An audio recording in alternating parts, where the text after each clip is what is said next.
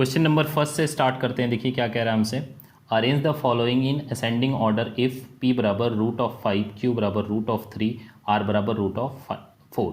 तो यहाँ से देखिए अब ये क्वेश्चन बेसिकली किस चीज़ का है, सर्ट्स का है। ठीक है, ये सर्ट्स का है। अब सर्ट्स किसे कहते हैं सबसे पहले हम ये जान लेते हैं। ठीक है, सर्ट्स की डेफिनेशन क्या होती है basically, whose root are not integer is called surds, यानी कि जिसका जो है रूट जो है इंटीजर नहीं होता उसे सर्ट्स कहते हैं। जैसे मान लीजिए सपोज कोई आपसे पूछे कि ये 32 यहाँ पे 5 अगर हम लिख दें तो ये सर्ट्स है या नहीं है, ये सर्ट्स नहीं है। क्यों?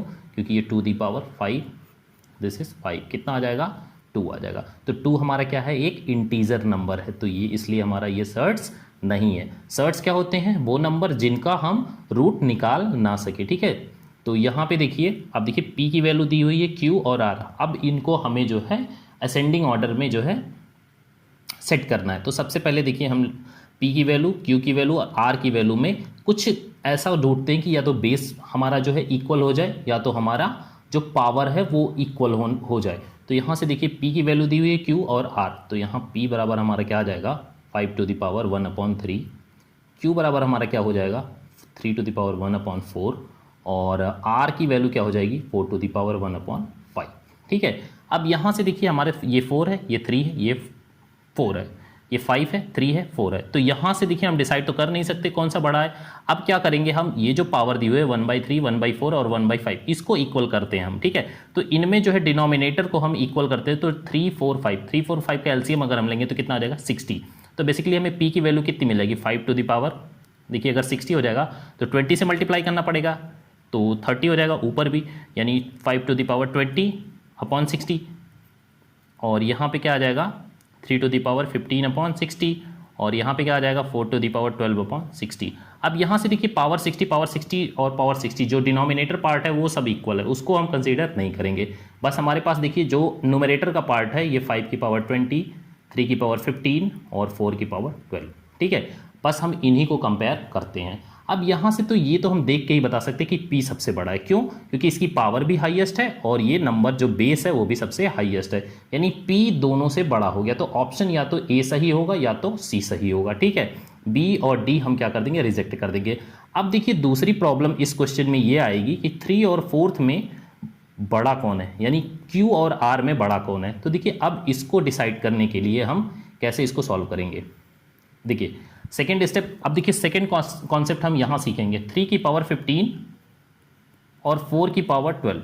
अब आप क्या करिए 15 को 12 की पावर में ब्रेक करिए, तो इसको हम क्या लिख सकते हैं 3 की पावर 3 इंटू 3 की पावर 12 और ये 4 की पावर 12। अब देखिए 12 में इसलिए क्योंकि ये पावर 12 है। ठीक है, अगर ये सपोज 13 होता तो इसको हम क्या करते 2 इंटू मतलब 2 प्लस 13 कर देते, तो ये कितना हो जाएगा 3 की पावर 3 और ये हो जाएगा 4/3 की पावर 12।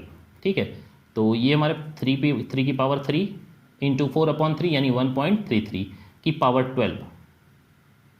12 है, तो यानी कि हम इसको पावर 4 और इसकी पावर 3 लिख सकते हैं। अब 3 क्यों, ये बराबर करने के लिए। ठीक है, तो 1.33 टू द पावर 4, ये बेसिकली ये वैल्यू कितनी होती है ये हमें पता होना चाहिए। ठीक है, तो ये बेसिकली अगर हम देखेंगे तो ये हमारे पास कितना आ जाएगा 3.16 आ जाएगा। ठीक है, ये जो है ये क्या है 3 क्यूब है और ये है 3.16 क्यूब। अब देखिए क्यूब है तो दोनों पार्ट्स में इसको कैंसिल कर सकते हैं, यानी 3 और ये 3.16। तो कौन सा पार्ट बड़ा है, दिस पोर्शन इज ग्रेटर, यानी 3.16 इज ग्रेटर देन 3, यानी कि हमारे पास 3.16 बड़ा है, यानी कि r हमारा क्या होगा बड़ा होगा किससे, q से। ठीक है, और इससे बड़ा क्या होगा p।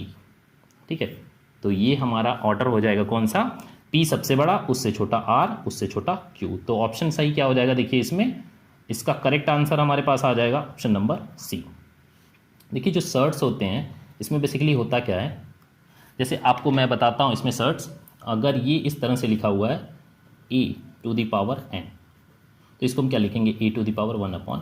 ठीक है, अब देखिए ये सर्ट्स, इसका मतलब क्या हुआ, ये हमारा क्या होता है इसको हम रूट पढ़ते हैं। ठीक है, जो अगर यहाँ 2 कर देंगे तो स्क्वायर रूट, 3 कर देंगे क्यूब रूट। ठीक है, तो n है तो हम क्या करेंगे इसको रूट पढ़ेंगे। ठीक, और ये क्या होगा, ये हमारा क्या होता है बेस। ठीक है, और ये हमारा किस में चला जाता है, ये पावर में जाता है, और ये पावर में जाता है तो 1/ डिनोमिनेटर में ये जो वैल्यू होती है वो आ जाती है। ठीक है, अब सपोज मान लीजिए हमारे पास होता a to the power n to the power m और एक और मान लीजिए o, ठीक है। तो इसको हम क्या लिख सकते थे, a to the power 1/m into 1/m into 1/o, ठीक है। ये इसका बेसिक होता है, ठीक है। तो सर्ट्स के कोई भी क्वेश्चन आए आप इसको इसी फॉर्म में करेंगे। ये जो बेस है, इसके अलावा जो भी नंबर है उनको हम पावर में कैसे कन्वर्ट करते हैं वो चीज़ मैंने आपको सिखा दिया, ठीक है।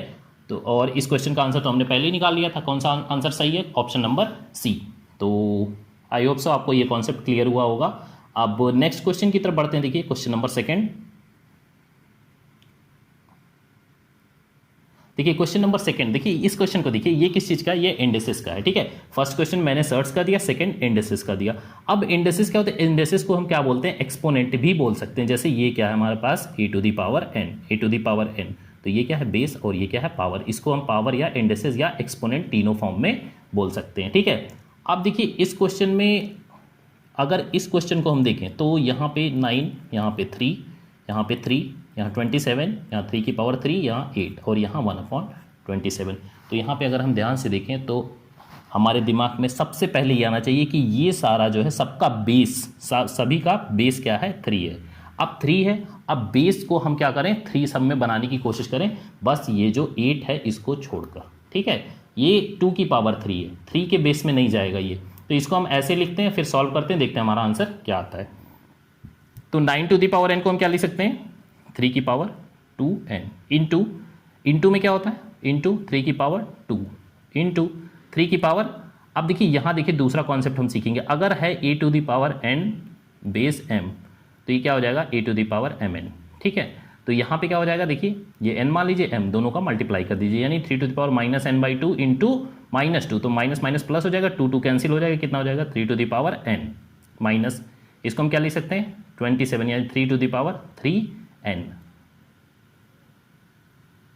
डिवाइड बाई, यहाँ आ जाइए क्या है, 3 to the power 3m into 8 is equals to कितना है हमारे पास, 1/27, यानी 1/3 टू दी पावर 3 लिख सकते हैं। अब यहाँ से देखिए ये 3 टू दी पावर 2n और n। अब देखिए दूसरा कॉन्सेप्ट यहाँ हम क्या सीखेंगे, a to the power n into a to the power m is equals to क्या होता है, a to the power n plus m, यानी कि अगर बेस हमारा सेम है तो पावर क्या हो जाती है, ऐड हो जाती है, ठीक है।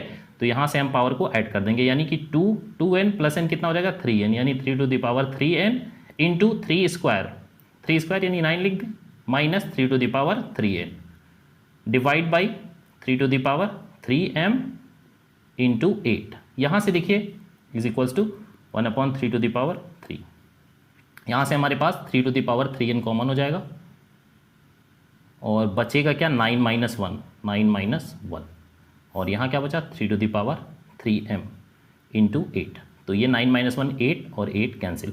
अब देखिए तीसरा कॉन्सेप्ट हम यहाँ सीखेंगे एक्सपोनेंट का, क्या एक्सपोनेंट या इंडेसिस कुछ भी आप कह सकते हैं, a to the power n upon a to the power m is equals to क्या होता है, a to the power n minus m, ठीक है। देखिए यहाँ भी बेस सेम है लेकिन ये किस में है, डिवीजन में है, ये जस्ट ऊपर जाते ही माइनस हो जाएगा, यानी ये क्या हो जाएगा, 3 to the power 3n minus 3m is equals to, just इसको भी उसी बेस में ले जाइए, 3 टू दी पावर -3, तो यहाँ पे क्या हो जाएगा, 3n minus 3m is equals to -3। तो यहाँ से माइनस दोनों मल्टीप्लाई कर दें तो हमारे पास क्या आ जाएगा, 3m minus 3n is equals to 3, और यहाँ से 3 कॉमन ले लीजिए तो m minus n is equals to क्या आ गया, 1, ठीक है। और ये इसी की वैल्यू पूछा था, किसकी, m माइनस n की। तो ये कितना हो गया हमारे पास, option number B is the correct. अब देखिए यहाँ पे हमने देखिए एक क्वेश्चन किसके लगाया, सर्ट्स के, दूसरा क्वेश्चन किसका लगाया, इंडेसिस का। अगर इन दोनों को मिक्स कर दें, ठीक है, नेक्स्ट क्वेश्चन अगर आपसे कभी भी एग्जाम में आ जाए तो देखिए इन दोनों को अगर मिक्स कर दे तो हमारा एक नया जो है कंक्लूजन क्या बनता है। सपोज मान लीजिए ए है, ए लिखा हुआ ए, एन यहाँ पे एम और यहाँ पे मान लीजिए क्या लिखा, ओ, ठीक है। ये हो गया हमारा सर्च, और इसी को जो है इंडेसिस दिया हुआ मान लीजिए पी और दिस इज द क्यू और यहाँ पे क्या है आर, ठीक है। तो ये बेसिकली हमारा क्या हो जाएगा, ए। जो हमारे सर्ट्स वाले पार्ट्स हैं वो 1/, में जाएंगे, क्या 1/b, m into 1/n into 1/o, ठीक है। और ये किस में, पावर में जाएंगे, ठीक है, ऊपर डोमिनेटर पार्ट में, यानी 1 इंटू पी में हो जाएगा, और ये Q में और ये R में, ठीक है। तो e to the power P Q R upon M N O, यानी e to the power P Q R upon M N O, ठीक है। तो ये दोनों का मिक्सर था, ठीक है। यही क्वेश्चन आपको एग्जाम में हमेशा जो है सर्ट्स और इंडेक्सेस के क्वेश्चन मिलेंगे। एक तो ये कंपैरिजन का, दूसरा आपको ये, ठीक है। तो आई होप सो अब आपको इवन सर्ट्स और इंडेक्सेस के कॉन्सेप्ट क्लियर हो गए होंगे। नेक्स्ट क्वेश्चन की तरफ बढ़ते, देखिए नेक्स्ट क्वेश्चन क्या कह रहा है हमसे। देखिए ये क्वेश्चन क्या है, अगर इसको हम पढ़े, इफ अ नंबर, एक नंबर दिया हुआ A39048458B is divisible by 88, then find the value of 3B minus 2A।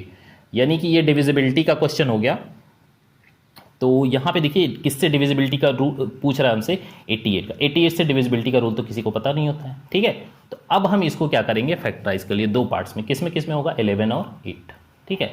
तो देखिए यहाँ हमें 11 से डिविजिबिलिटी का रूल पता है और 8 से, ठीक है। तो मैं आपको बताता हूँ 8 से डिविजिबिलिटी का रूल पहले। देखिए 8 से, 8 बेसिकली क्या है, अगर हम यहाँ से स्टार्ट करें 2 की पावर 1, 2 की पावर 2, 2 की पावर 3, 2 की पावर 4 और ऐसे नीचे चले आए, तो ये देखिए 2 की पावर 1 बराबर 2, यानी कि 2 से डिविजिबिलिटी का जो डिसीजन होगा वो कौन करेगा, लास्ट की first digit, last unit digit. ये पावर 1 है इसलिए, मतलब 1 क्या इंडिकेट करता है, लास्ट यूनिट डिजिट। अगर 4 है तो डिविजिबिलिटी का रूल कौन डिसाइड करेगा, लास्ट की 2 डिजिट, क्योंकि ये पावर कितनी है, 2 है। 8 से लास्ट 3 डिजिट, 16 से लास्ट 4 डिजिट, 32 से होता है तो लास्ट 5 डिजिट, वैसे कभी आता नहीं है। तो देखिए पावर कितना है, 3, तो 8 से डिविजिबिलिटी कौन डिसाइड करेगा, लास्ट 3 डिजिट, ठीक है। तो लास्ट 3 डिजिट हमारी क्या है, 58B, 58B डिवाइड बाई, अगर हम 8 करें तो हमारा क्या होगा, 8 से अगर हम काटें 8 7 जा 56, 2 बचा, B बचा।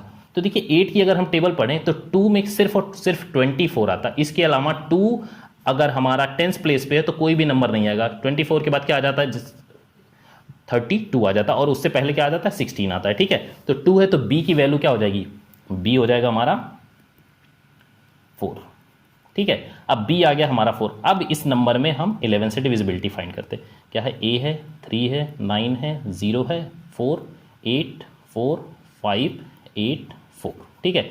अब देखिए 11 से डिविजिबिलिटी क्या होती है, 11 से डिविजिबिलिटी का रूल ये होता है कि आप इवन प्लेसेस नंबर को ऐड कर लीजिए और ऑड प्लेसेस नंबर को ऐड कर लीजिए और दोनों का डिफरेंस निकाल लीजिए। अगर दोनों का डिफरेंस 0 है या मल्टीपल ऑफ 11 है तो नंबर क्या हो जाएगा, वो नंबर 11 से डिविजिबल हो जाएगा ईजिली। तो यहाँ से देखिए हम इसको, यानी कि A9 4 दिस एक साथ ऐड कर लेते हैं। तो 8 4 12 16, 16 9 25 प्लस A 25 प्लस A हो गया। इसको देखें 3 0 3 हो गया, 8 11, 11 और 5 16, और 16 और 4 कितना हो गया, 20, ठीक है। ये हो गया 20। अब देखिए दोनों का डिफरेंस अगर हम देखें तो A की वैल्यू हम क्या पुट कर दें, तो देखिए 25 है, ये 20 है, तो 5 आ गया। अगर A की वैल्यू 6 हो जाएगी तो डिफरेंस आ जाएगा कितने का, 11 का। तो ये नंबर क्या हो जाएगा, डिविजिबल बाई 11, यानी A की वैल्यू क्या होनी चाहिए, 6 होनी चाहिए। देखिए अपने दोनों वैल्यू निकाल ली, A और B। अब आपसे क्वेश्चन कुछ भी पूछे आप इजीली कर सकते हैं। देखिए ये क्वेश्चन जो है 2016 में फर्स्ट टाइम SSC में आया, उसके बाद से ये हर एग्जाम में आने लगा, रेलवे में भी आने लगा, आपका SSC प्रीवियस ईयर में भी आया था, इस साल भी, इस बार भी जो प्री का एग्जाम हो गया है उसमें भी आया था।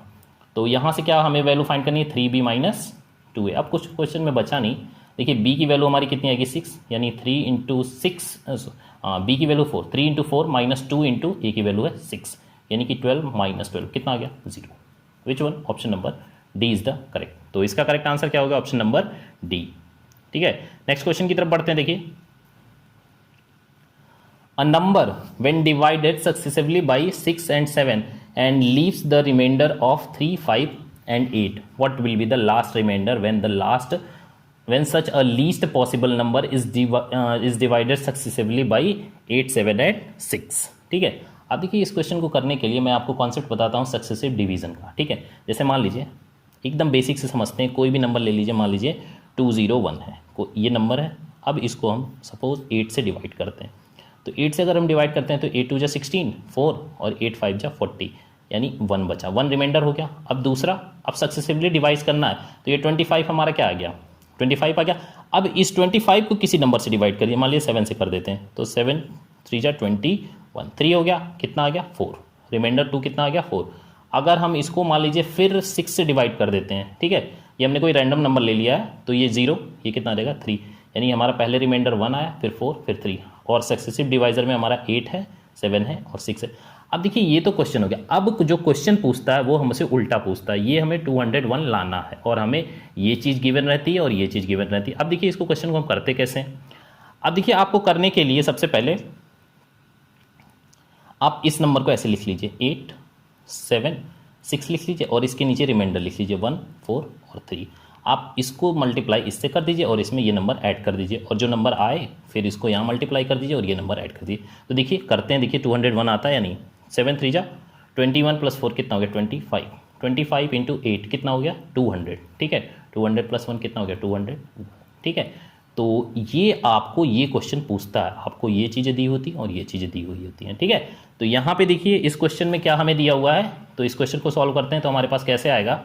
देखिए हमारे पास जो डिवाइज़र दिया हुआ है वो कौन कौन है, 6 है, 7 है और 8 है। रिमाइंडर क्या है, रिमाइंडर हमारे पास 3 है, 5 है, 4 है। तो सबसे पहले हम इसको मल्टीप्लाई करेंगे 28 और 5, ठीक है, 33 × 6 और जो नंबर आ जाए उसमें प्लस क्या करेंगे 3, तो 8 और ये 1, दिस इज दिस।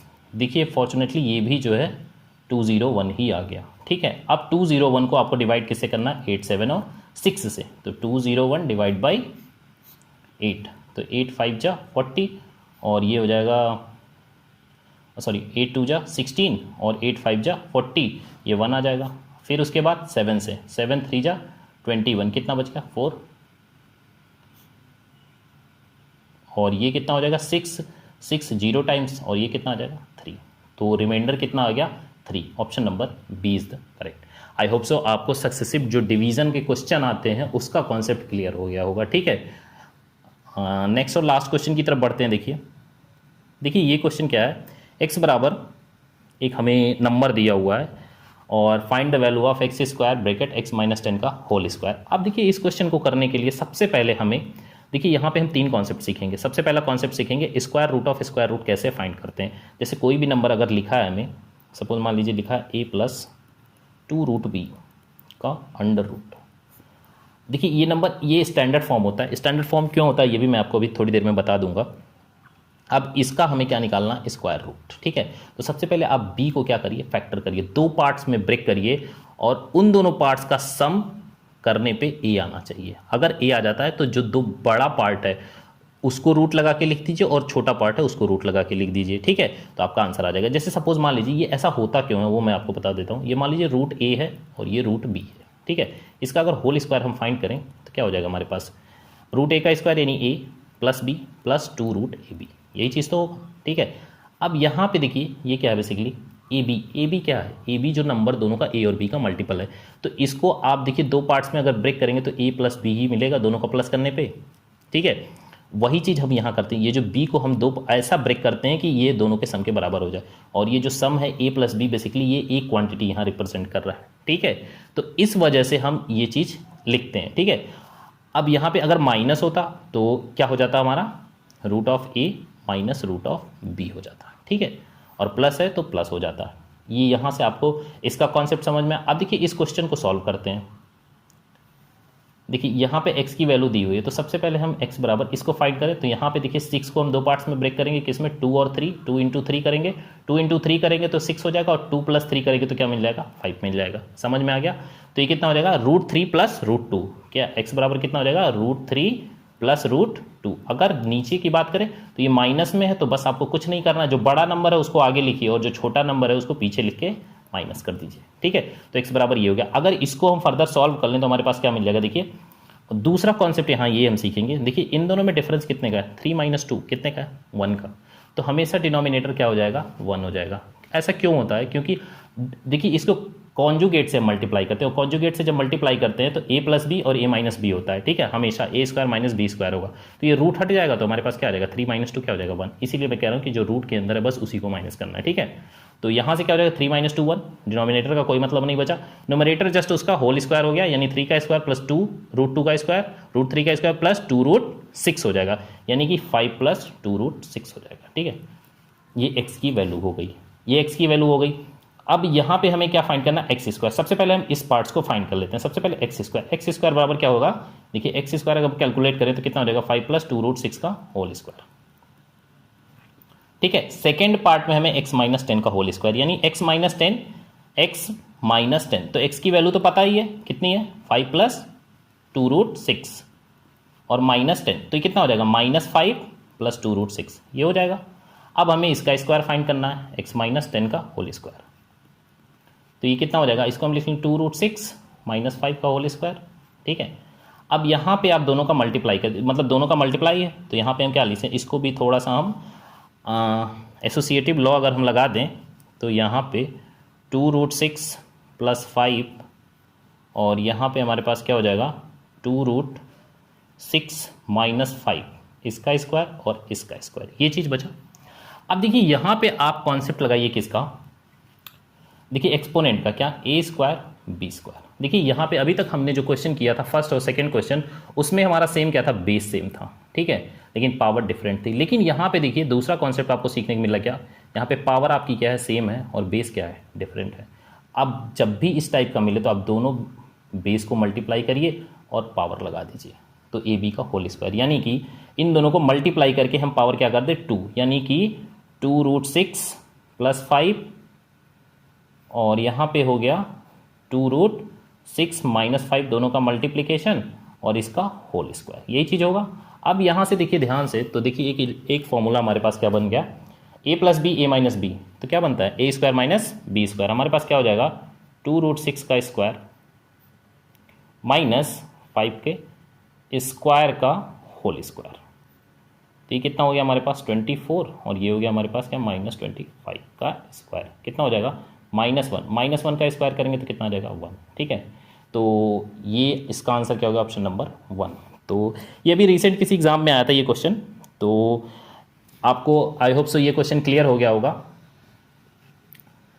तो ये था मेरा सेकंड वीडियो। देखिए अब नेक्स्ट वीडियो मैं 1-2 दिन में फिर लाऊंगा, उसमें भी बहुत अच्छे अच्छे क्वेश्चन होंगे। अभी हम ये बेसिकली जो है फंडामेंटल ऑफ मैथ्स कर रहे हैं। ठीक है, इसमें हम केवल फंडामेंटल चीज़ें सीखेंगे, उसके बाद हम क्या करेंगे और हायर लेवल की चीज़ें धीरे धीरे स्टार्ट करेंगे। अभी हम बेसिक सीख रहे हैं, उसके बाद हम बहुत सारे क्वेश्चन लगाएंगे। ठीक है, तो आपसे रिक्वेस्ट है मेरा कि आप मेरे चैनल को शेयर और सब्सक्राइब कीजिए।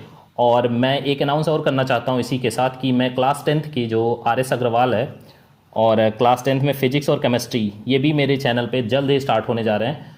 तो आप लोग मैक्सिमम जितना ज़्यादा से ज़्यादा हो सके मेरे चैनल को सब्सक्राइब कीजिए, शेयर कीजिए। So thank you.